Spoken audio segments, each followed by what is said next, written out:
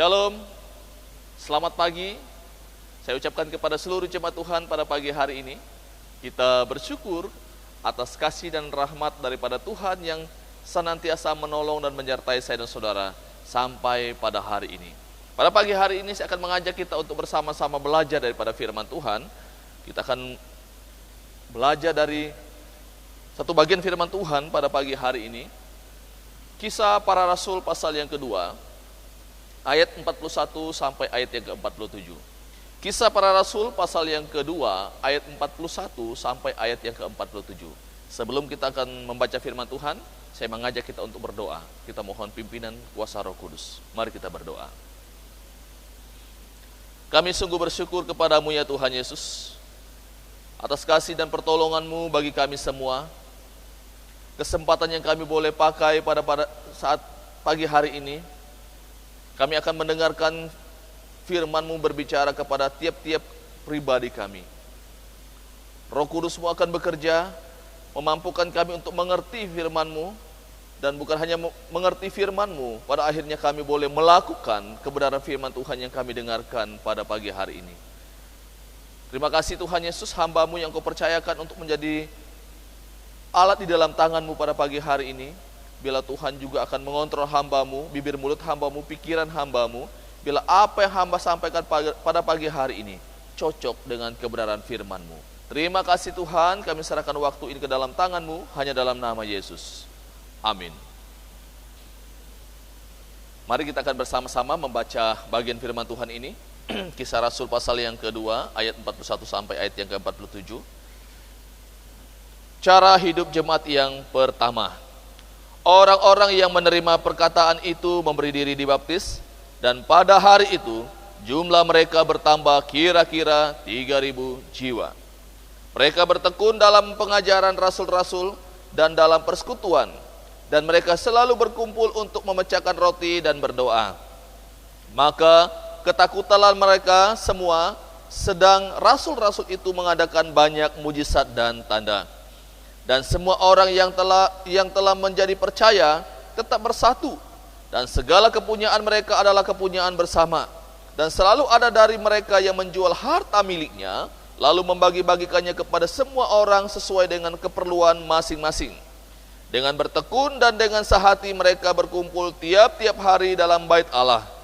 Mereka memecahkan roti di rumah masing-masing secara bergilir, dan makan bersama-sama dengan gembira, dengan tulus hati, sambil memuji Allah.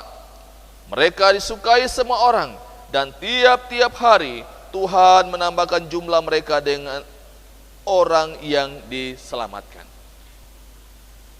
Pada pagi hari ini saya mengajak kita untuk merenungkan bagian firman Tuhan ini dengan tema orang yang dipenuhi Roh Kudus. Orang yang dipenuhi Roh Kudus. Pada minggu lalu kita sudah memperingati hari Pentakosta atau pencurahan Roh Kudus. Ketika terjadinya pencurahan Roh Kudus itu Bapak Ibu, maka dikatakan bahwa para rasul mulai berkata-kata dalam bahasa lain. Sehingga ini menyebabkan orang-orang banyak yang hadir di dalam perkumpulan itu ada yang bingung. Mereka tercengang. Bukankah ini mereka, para rasul ini adalah orang-orang Galilea? Mengapa mereka bisa dalam bahasa kita?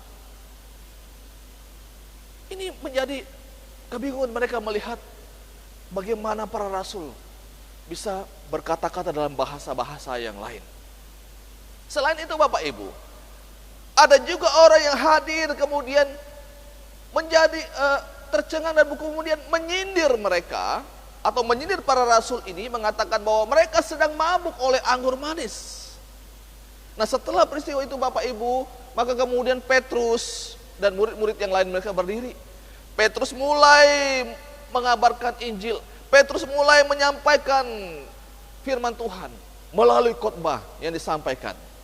Dan menarik sekali Bapak Ibu dikisahkan dalam bagian ini, bahwa ketika dia selesai berkhotbah, ada orang-orang yang kemudian menyerahkan dirinya, bertobat, dan kemudian menyerahkan dirinya untuk dibaptis. Mereka percaya kepada apa yang disampaikan oleh Petrus. Mereka menerima Yesus sebagai Tuhan dan Juru Selamat mereka secara pribadi. 3.000 jiwa yang memberikan diri mereka untuk percaya kepada Yesus Kristus. Nah, Bapak Ibu, setelah mereka bertobat, setelah mereka percaya kepada Tuhan Yesus, maka mereka tidak hanya berhenti kemudian sampai di situ. Tidak hanya berhenti sampai percaya. Tetapi menarik sekali Bapak Ibu, ada hal yang mereka lakukan. Kalau saya katakan Bapak Ibu, tanda bahwa mereka sebagai orang yang dipenuhi oleh Roh Kudus. Maka di dalam nas ini Bapak Ibu, yang kita sudah baca, ada beberapa tanda-tanda yang menunjukkan bahwa mereka ini adalah benar-benar sudah dipenuhi oleh Roh Kudus. Nah, ini akan saya ajak kita untuk bersama-sama merenungkan pada pagi hari ini. Ada beberapa tanda yang disebutkan, tetapi pada pagi hari ini saya hanya mengajak kita untuk melihat satu tanda saja orang yang dipenuhi oleh Roh Kudus. Mari bersama-sama kita akan fokus kepada satu poin ini saja pada pagi hari ini. Tanda apa seorang yang dikatakan telah dipenuhi oleh Roh Kudus? Kita lihat di dalam ayat yang ke-41.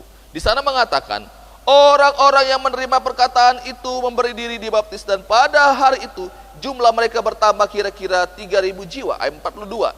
Mereka bertekun dalam pengajaran rasul-rasul dan dalam persekutuan, dan mereka selalu berkumpul untuk memecahkan roti dan berdoa. Tanda seorang yang dipenuhi Roh Kudus dikatakan dalam bagian ini adalah mereka bertekun dalam pengajaran rasul-rasul, atau dengan kata lain, mereka bertekun untuk belajar firman Tuhan. Jadi Bapak Ibu, sebagai tanda bahwa seorang yang dipenuhi Roh Kudus, ia pasti akan suka akan firman Tuhan. Dia pasti ada satu keinginan, kerinduan di dalam dirinya untuk belajar firman Tuhan. Nah, kalau kita melihat di dalam bagian ini, pengajaran firman Tuhan itu mendapatkan posisi utama di dalam bagian yang disebutkan di dalam pembacaan kita. Nah, Bapak Ibu yang dikasihi oleh Tuhan Yesus Kristus, dan pengajaran rasul-rasul atau pengajaran firman Tuhan yang disampaikan oleh para rasul ini, yang kemudian menjadi satu pondasi, menjadi satu standar kehidupan para murid-murid atau para pengikut-pengikut Kristus pada waktu itu. Ini artinya Bapak Ibu, di dalam bergereja, maka yang harus menjadi pondasinya, menjadi standar hidup dalam satu gereja, yaitu pengajaran firman Tuhan. Itu hal yang utama yang harus ada di dalam hidup bergereja. Bapak Ibu, saya mengutip satu kalimat yang disampaikan oleh Pendeta Rahmayati.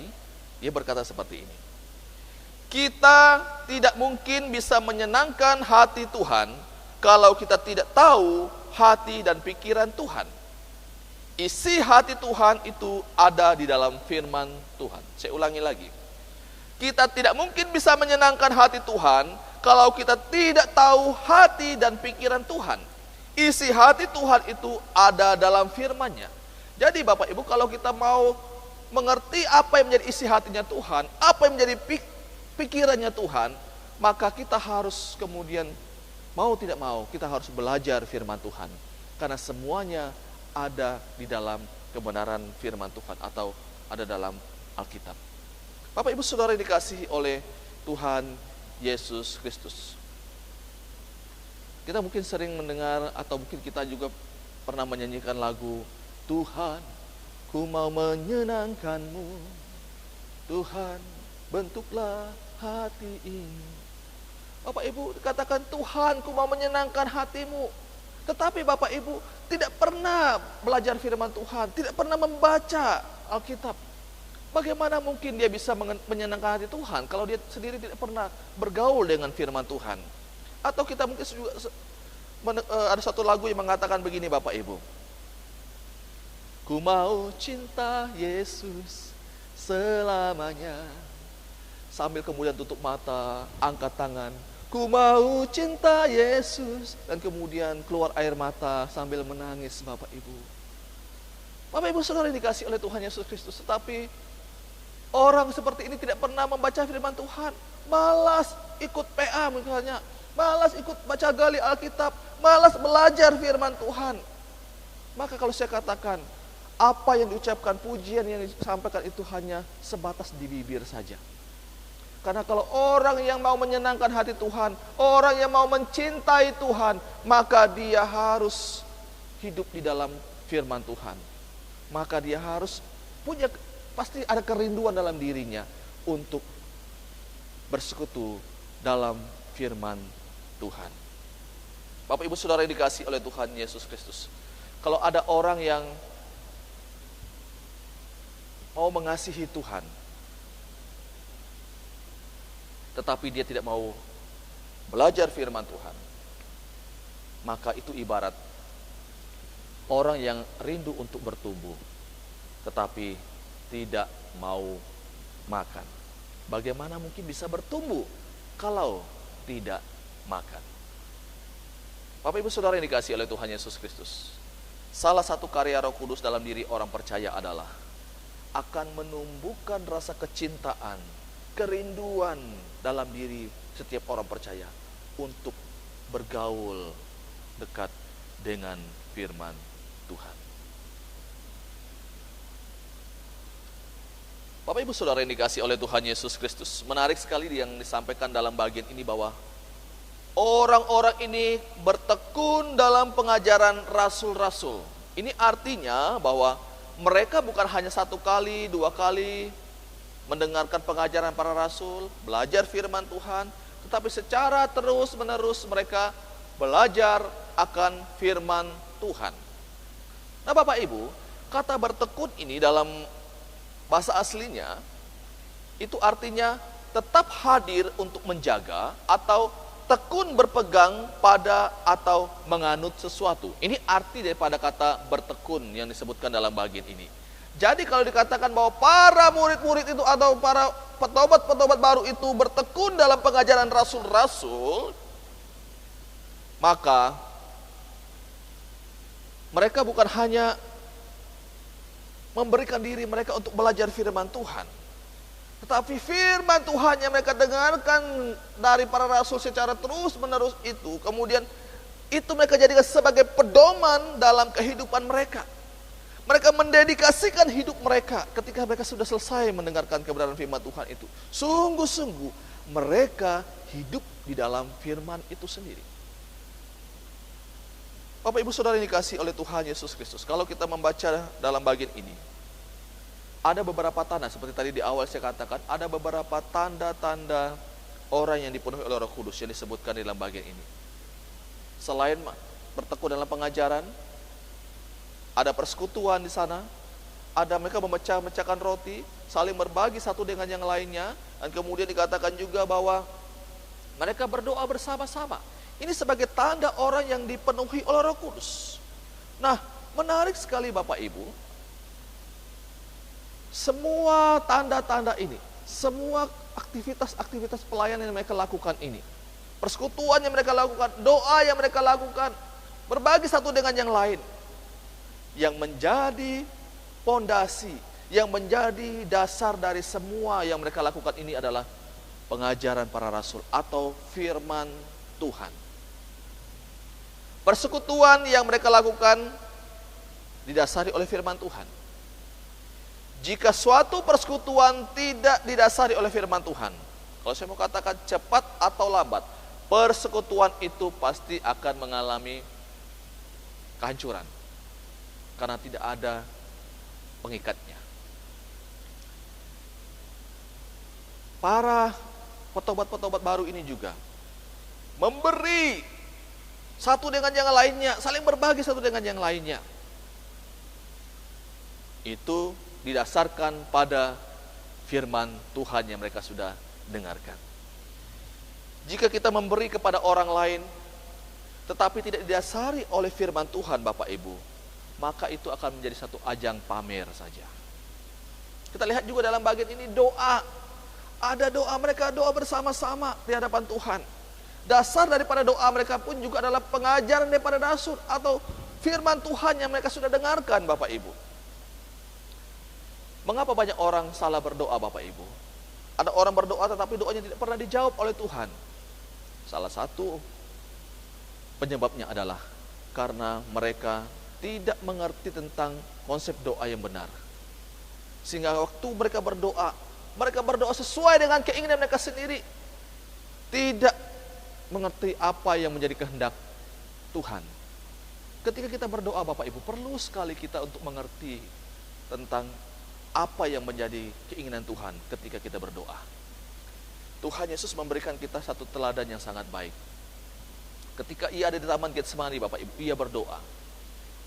Di akhir doanya dikatakan, bukan kehendakku yang terjadi, tapi biarlah kehendakmu atau kehendak Bapa yang terjadi. Di akhir setiap doa yang kita naikkan, Bapak Ibu, kita perlu mengerti bahwa kita tidak bisa memaksa kehendak Tuhan. Kita tidak bisa membuat Tuhan sebagai budak daripada keinginan kita.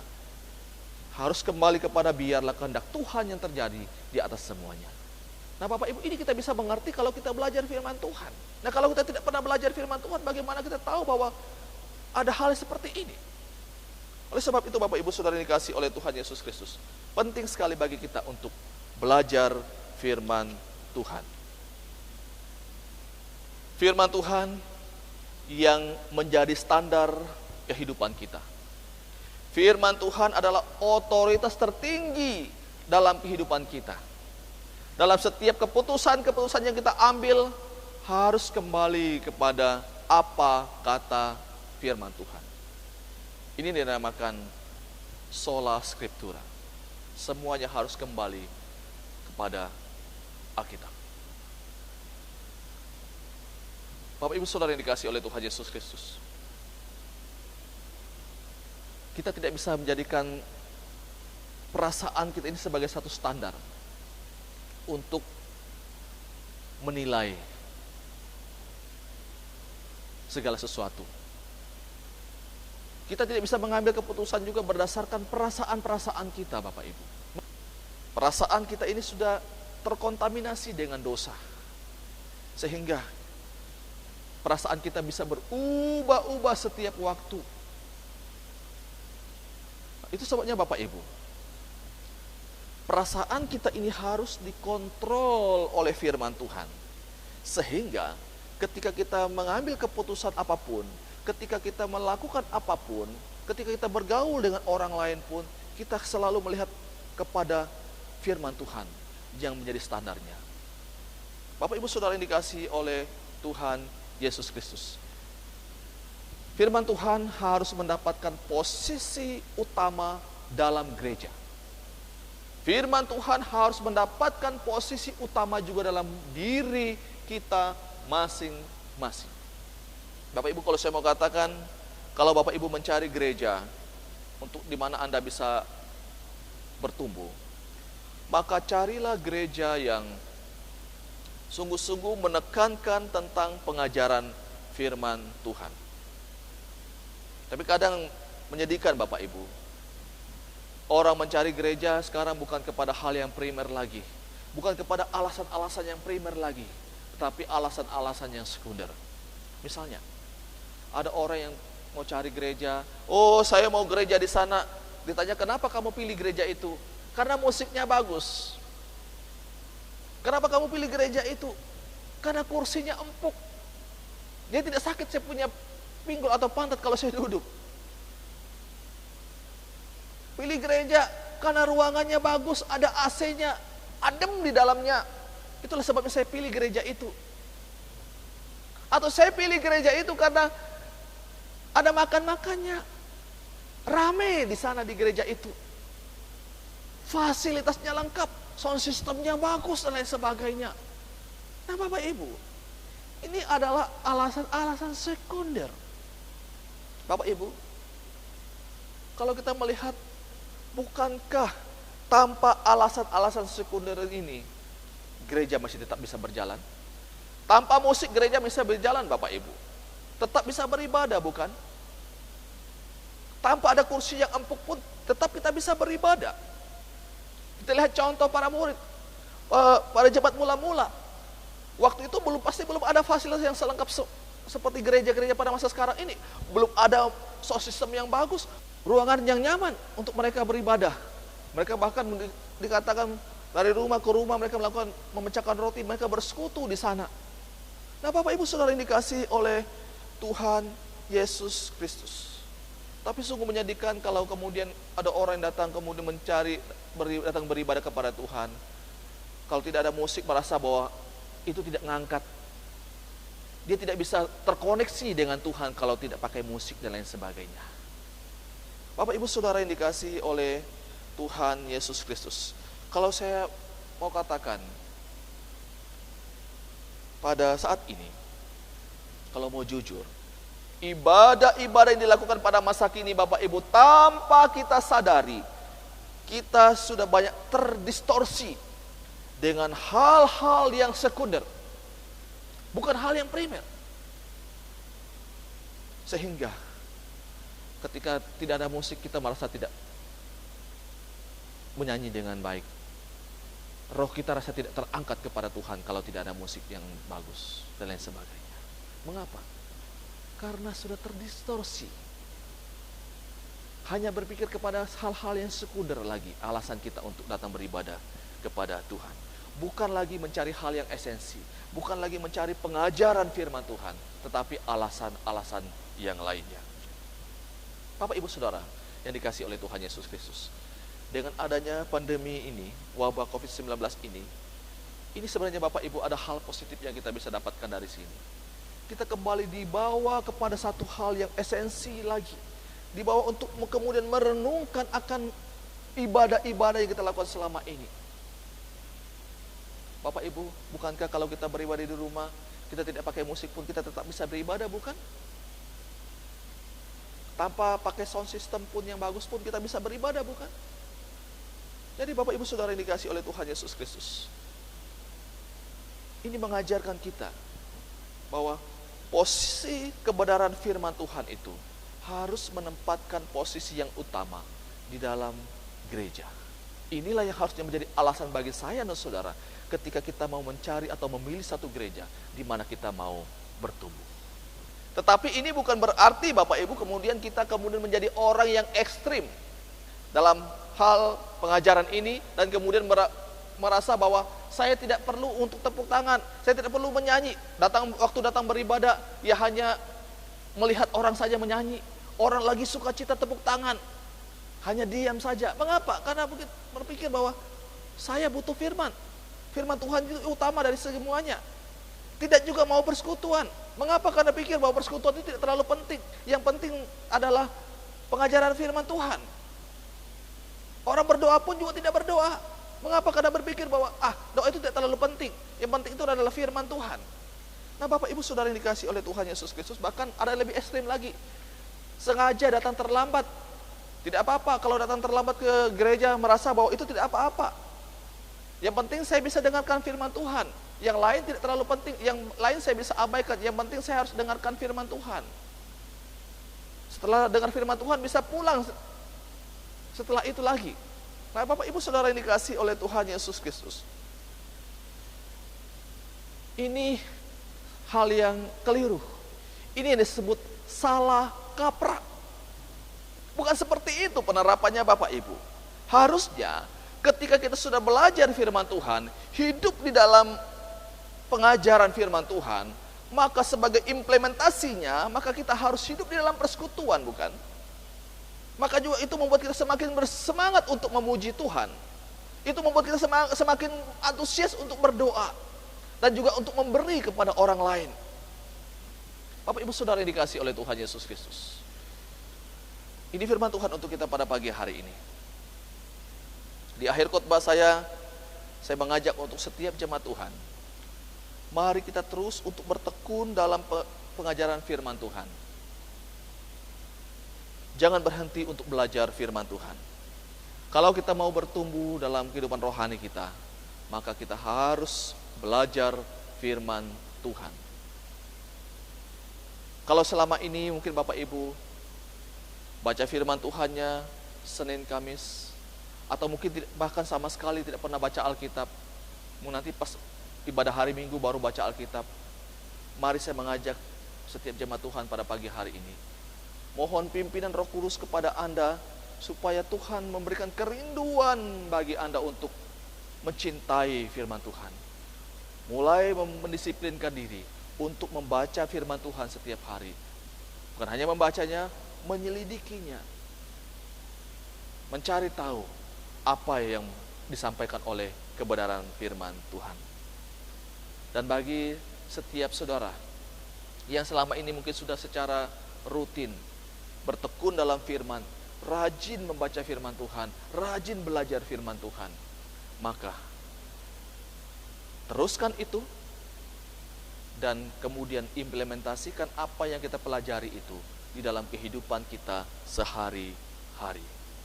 Mari kita berdoa. Kami sungguh bersyukur kepadamu ya Tuhan Yesus, pada pagi hari ini kami sudah belajar firman Tuhan.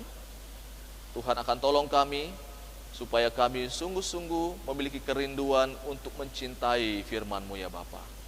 Tuhan tolong kami, mampukan kami.